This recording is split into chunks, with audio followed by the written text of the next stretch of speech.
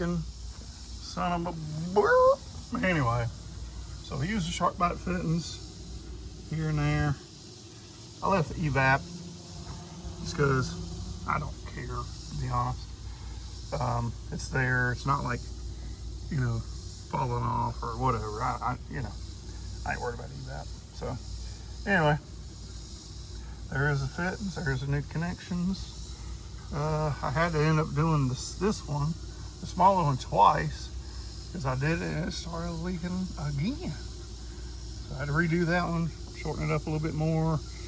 I swapped, of course, the line, and I swapped the fitting. I had to, I bought multiple fittings, tried different ones. I don't know, these going on the factory lines, these ones here, they were really tight going on, so I don't know if maybe a different size, different little something, I don't know. The other one there, it did go on a little bit easier, but it's still really tight. It goes on this other line real nice, so it's got to be a sizing difference or, something, age, who knows. So anyway, it's on there, started it up. Of course, the battery's dead, so I had to do all that too. But started it up, finally got no leaks. I'm gonna test it a few more times, before I put the bed back on it. And then, of course, the battery's dead, so I haven't been driving it a month. So we're out here charging it with the tender and do a slow charge. Got it hooked up. So that's that.